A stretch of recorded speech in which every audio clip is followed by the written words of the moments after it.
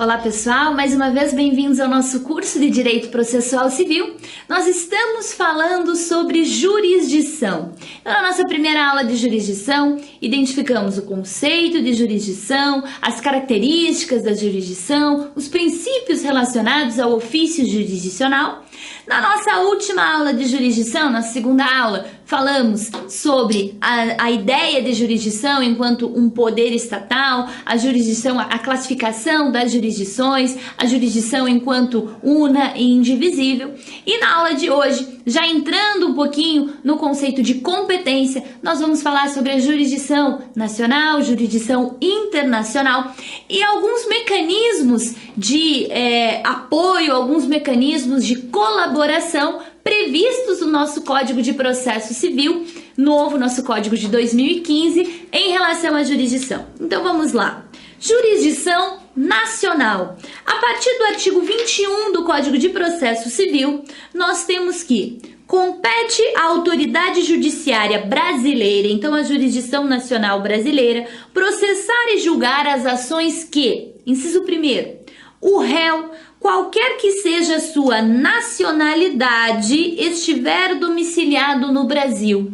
Se o réu tem domicílio no Brasil, é competência da jurisdição nacional processar e julgar esse feito. Uma observação colocada aqui no inciso 1º diz respeito à pessoa jurídica. Se a pessoa jurídica tiver sede no Brasil, mesmo que a matriz seja no estrangeiro, mas ela tem uma filial, ela tem uma agência, ela tem uma sucursal aqui no cenário brasileiro, em território brasileiro, também será competência da autoridade judiciária brasileira. Então, pessoa jurídica, mesmo que estrangeira, tendo agência, sucursal ou filial aqui no Brasil, competência da autoridade judiciária brasileira para julgar e processar essas ações. Inciso 2º. Compete à autoridade judiciária brasileira processar e julgar as ações que, no Brasil, tiver de ser cumprida a obrigação. São aquelas situações de obrigações em relação a contratos, obrigações de pagar, obrigações de fazer, obrigações de não fazer, que muitas vezes se iniciam de forma estrangeira. Você tem, por exemplo, às vezes um casal que tem um domicílio, tem a sua residência e seu domicílio nos Estados Unidos, tem seus filhos e acabam passando por um processo de divórcio e o marido volta para o Brasil, volta a ter residência e domicílio aqui no cenário brasileiro, mas ele tem que cumprir a obrigação de prestar alimentos para os seus filhos que moram nos Estados Unidos. Essa relação de prestação de alimentos deve ser processada aqui no Brasil, compete à autoridade judiciária brasileira. Inciso 3º. O fundamento compete à autoridade judiciária brasileira processar e julgar as ações que o fundamento seja fato ocorrido ou ato praticado no Brasil. Uma indenização, um acidente de trânsito ocorrido no Brasil, uma relação contratual ocorrida no Brasil, um negócio jurídico ocorrido no Brasil, um inventário ocorrido no Brasil, é competência da jurisdição nacional, da jurisdição brasileira. Ainda sobre jurisdição nacional, artigo 22 do Código de Processo Civil. Compete ainda à autoridade judiciária brasileira processar e julgar as ações, primeiro, de alimentos. Quando? Quando o credor tiver domicílio ou residência no Brasil. O credor de alimentos tem domicílio ou residência no Brasil, competência da jurisdição nacional. Quando o réu mantiver vínculos no Brasil, tais como posse ou propriedade de bens, recebimento de renda ou obtenção de benefícios econômicos. O réu, o devedor de alimentos, ele tem propriedades aqui no Brasil, ele tem recebimento de renda aqui no Brasil. Então, a competência para processar e julgar essa ação de alimentos também é da Justiça brasileira. E esse inciso primeiro, na linha B, é bastante justificado pelo seguinte: se nos alimentos a parte alega que não tem condições de arcar com esses alimentos, nós podemos fazer a penhora. A penhora é dentro do contra-cheque do devedor, então por isso, se ele tem rendimentos aqui no Brasil, fica mais fácil fazer essa penhora no seu próprio contra-cheque, a penhora de aluguéis de imóveis, se ele tem bens aqui no Brasil, é mais interessante, né, mais viável que a execução seja processada aqui no Brasil. Então, a linha B do inciso primeiro é altamente justificável por esse motivo. No inciso segundo, também é de competência da autoridade judiciária brasileira as ações decorrentes de relações de consumo quando o consumidor tiver domicílio ou residência no Brasil. O que acontece muito com as compras feitas no cenário estrangeiro. É uma relação de consumo, então tanto uma aquisição feita pessoalmente, fisicamente no estrangeiro, como as aquisições eletrônicas. Tem uma relação de consumo quando o consumidor tiver domicílio ou residência no Brasil, competência da autoridade judiciária brasileira. Inciso terceiro, também compete à autoridade judiciária brasileira processar e julgar as ações em que as partes, expressa ou tacitamente, se submeterem à jurisdição nacional, expressamente previstas na nossa legislação ou tacitamente implícito na legislação ou implícito num negócio jurídico que qualquer conflito oriundo daquele negócio jurídico, daquele contrato, deverá ser resolvido pela jurisdição brasileira. Então isso pode vir expresso no negócio jurídico ou pode vir tácito, pode vir implícito no negócio jurídico, essa sujeição à jurisdição nacional, à jurisdição brasileira. Artigo 23 do CPC. Compete à autoridade judiciária brasileira, com exclusão de qualquer outra, ou seja, competência única e exclusiva da jurisdição nacional, não admite competência concorrente. Primeiro, conhecer as ações relativas a imóveis situados no Brasil, ações de reintegração de posse, ações de manutenção de posse, ações de interdito proibitório, ações de uso capião, ações relativas a imóveis situados no Brasil, prevalência única e exclusiva da Justiça brasileira, alienação do imóvel, locação, competência da Justiça brasileira.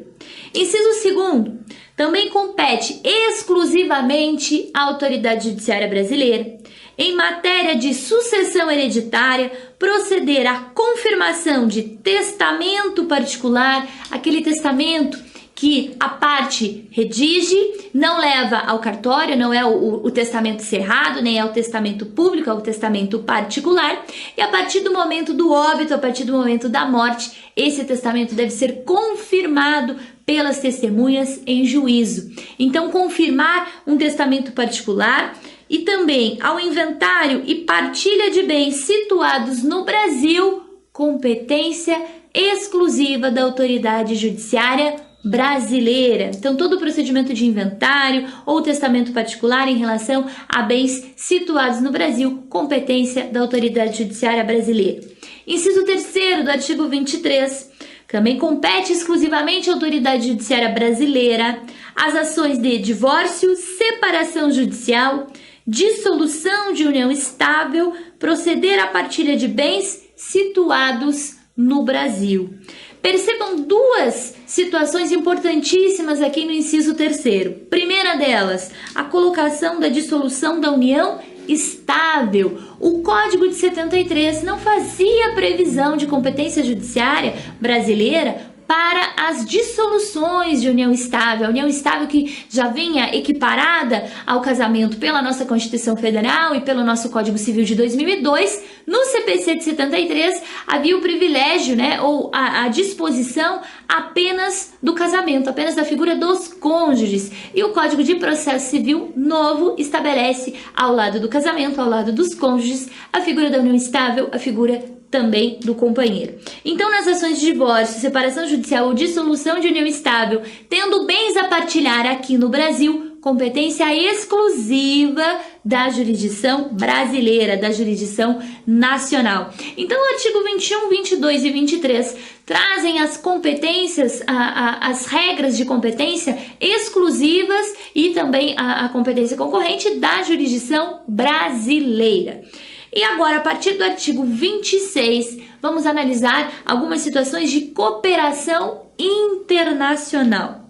O artigo 26 estabelece, a partir do artigo 26, nós temos uma situação incorporada pelo Código de Processo Civil de 2015, que diz respeito ao mecanismo de colaboração entre estados estrangeiros, a cooperação internacional. Como é que se desenvolve essa colaboração quando se precisa de informações, de provas, de oitiva de testemunhas, de documentos, e esses documentos, essas provas, essas testemunhas se encontram em outros países fora do Brasil. Então, cria-se um mecanismo de cooperação internacional que a gente vai visualizar agora a partir do artigo 26 do CPC. Então vamos lá. Artigo 26. A cooperação jurídica internacional será regida por tratado de que o Brasil faça parte e observará: inciso 1º, respeito às garantias do devido processo legal no estado requerente. Então, o estado que vai requerer a prova, vai requerer a oitiva de uma testemunha, vai requerer uma informação, vai requerer uma documentação, deve ser respeitado a garantia do devido processo legal prevista na legislação do país requerente. Então, aqui no Brasil, se o Brasil for o país requerente, nós temos a garantia constitucional do devido processo legal, que eu só posso ser processada e julgada por um juiz. Esse juiz deve observar o procedimento do contraditório, da ampla defesa e todas as demais garantias constitucionais. Inciso 2º, cooperação internacional também deve observar igualdade de tratamento entre os nacionais e estrangeiros, residentes ou não no país, em relação ao acesso à justiça, à tramitação dos processos, assegurando-se assistência judiciária aos necessitados. Então, sem fazer qualquer discriminação ao nacional, ao estrangeiro, aquele que está residente domiciliado no país, aquele que não está, garantindo a todos, em igualdade de condições, acesso à justiça, tramitação dos processos, assegurando assistência judiciária gratuita àqueles que não têm condições de suportar os encargos do processo. Também a cooperação internacional, ela observa a publicidade processual, os processos são públicos, ressalvadas, logicamente, aquelas situações de segredo de justiça, as situações que envolvem o estado e capacidade das pessoas, as situações que envolvem interesse público, interesse social, as situações que envolvem a vida privada, a vida íntima, ressalvadas essas situações, publicidade dos processos, né, exceto nas hipóteses de sigilo previstas na legislação brasileira, que são essas que eu acabei de mencionar, e também na legislação estrangeira do estado que requer essas informações. A cooperação também deve observar a existência de autoridade central para a recepção e transmissão dos pedidos de cooperação. Tem que existir uma autoridade competente para receber esses pedidos de cooperação e executar esses pedidos de cooperação, transmitir esses pedidos de cooperação para ouvir uma testemunha, para fazer eventualmente uma penhora, um arresto, para juntar alguma informação ou juntar algum documento. E por fim, a cooperação internacional também deve respeitar a espontaneidade na transmissão de informações a autoridades estrangeiras. Então, o formalismo exagerado, o formalismo exacerbado, ele é vedado aqui na cooperação internacional. Deve ser privilegiada a forma espontânea de transmissão dessas informações, dessas provas, desses requerimentos. Muito bem, seguindo aqui no artigo 27, nós temos que a cooperação jurídica internacional, que vai observar todas essas características que nós acabamos de analisar. Qual será o objeto dessa cooperação internacional? Então, o objeto pode ser a citação, primeiro ato de comunicação do réu, a intimação para que faça ou deixe de fazer alguma coisa no processo e a notificação judicial ou a extrajudicial, aquela feita mediante cartório, podem ser objetos da cooperação internacional, podem ser requeridas, né, internacionalmente. Também a colheita de provas e obtenção de informações, colheita de um depoimento pessoal, testemunhal, uma perícia e a obtenção de informações. Também objeto da cooperação jurídica internacional, a homologação e o cumprimento de decisão. Aqui nós temos no cenário brasileiro a possibilidade de cumprimento de uma decisão estrangeira, que são as sentenças estrangeiras. Essas sentenças estrangeiras, quando elas ingressam no Brasil para serem cumpridas, elas passam por um procedimento de homologação, que hoje é feito pelo STJ, né? Desde a Emenda Constitucional 45 de 2004 é feita pelo STJ, o STJ homologa essa sentença estrangeira e ela passa a ser cumprida, a ser executada aqui no Brasil. Inciso 4º do artigo 27, a cooperação internacional também terá por objeto concessão de medida judicial de urgência, uma tutela antecipada, uma tutela cautelar, todo o rol de tutelas provisórias urgentes que nós temos no nosso CPC, com a providência liminar, sem a oitiva da outra parte, uma providência de urgência, de realização de uma cirurgia emergencial, de uma busca e apreensão de um menor, uma urgência em relação ao resguardo de um patrimônio, enfim, toda e qualquer medida de urgência, uma medida provisória de urgência, também pode ser objeto da cooperação internacional. Também a assistência jurídica internacional, no sentido de resguardar essa assistência judiciária internacionalmente, aqueles que não detêm condições de suportar os custos, os encargos do processo, e qualquer outra medida judicial ou extrajudicial não proibida pela lei brasileira. Ou seja, todo e qualquer apoio no sentido de informação, de provas, de homologação, de decisão, de medida urgente, de medida judicial ou medida extrajudicial, desde que, observadas as prerrogativas e as garantias de que tratamos no artigo 26, pode ser objeto de cooperação internacional.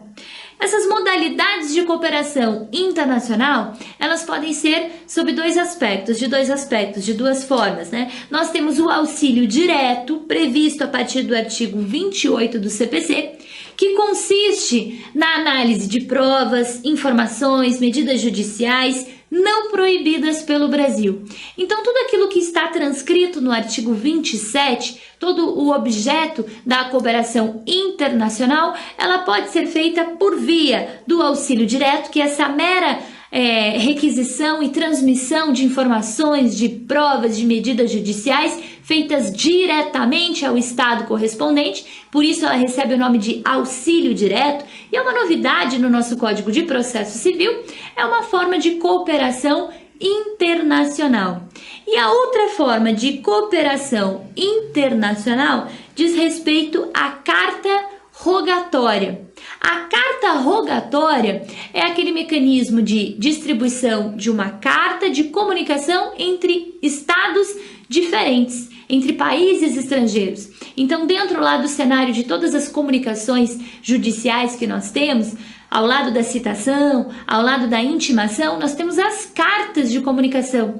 Carta precatória, comunicação entre comarcas do mesmo país, a carta de ordem, comunicação entre tribunais, entre instâncias judiciárias diferentes, e temos a carta rogatória, que é a comunicação entre estados estrangeiros diferentes. A carta rogatória que está lá no artigo 36 do Código de Processo Civil, e ela é homologada perante o STJ, sendo vedada a revisão do mérito do pronunciamento judicial estrangeiro pela autoridade brasileira. Então, se um Estado expede uma carta rogatória para outro Estado estrangeiro, e esse Estado estrangeiro fará toda a investigação processual, fará a coleta de provas e pronunciará por meio de uma decisão, uma sentença. Essa decisão estrangeira, essa sentença estrangeira que analisou o mérito da pretensão postulada na carta rogatória,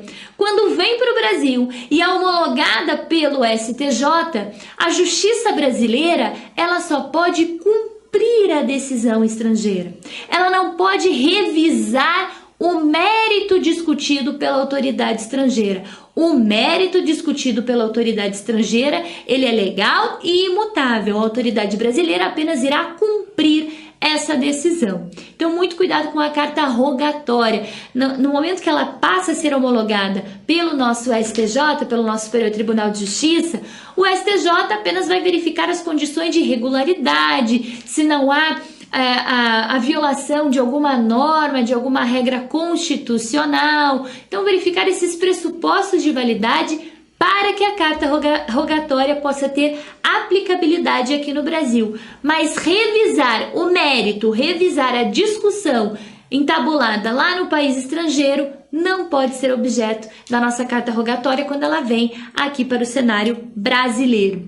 Então, pessoal, a respeito da jurisdição, nós temos a jurisdição nacional, aquelas causas visualizadas a partir do artigo 21 do CPC, que tem competência única e exclusivamente da autoridade brasileira, que devem obrigatoriamente ser resolvidas aqui no Brasil, e nós temos um mecanismo de cooperação internacional, que pode ser tanto por via do auxílio direto, como por via da carta rogatória, no sentido mesmo que foi trabalhado o artigo 6º do nosso Código de Processo Civil, estabelecendo o princípio da cooperação processual. Essa cooperação, que é tão visualizada do ponto de vista interno do processo, foi exteriorizada, no sentido de que o Brasil, em relação àqueles países com os quais ele mantém tratados, com os quais ele passa a ser signatário de alguns dos seus tratados, que haja essa cooperação internacional para a busca de provas, para a determinação de medidas urgentes, para a determinação de medidas judiciais ou extrajudiciais, para a oitiva de testemunhas, para a busca de documentos e demais informações, ou por via do auxílio direto, que é a novidade do Código de Processo Civil, ou por via da carta rogatória, que já existia no CPC de 73, mas não era tão bem regulamentada como o CPC de 2015 o faz. Então, fechando esse contexto da jurisdição, na nossa próxima aula, a gente vai trabalhar com a competência interna, a competência brasileira, a competência nacional, e eu espero você então.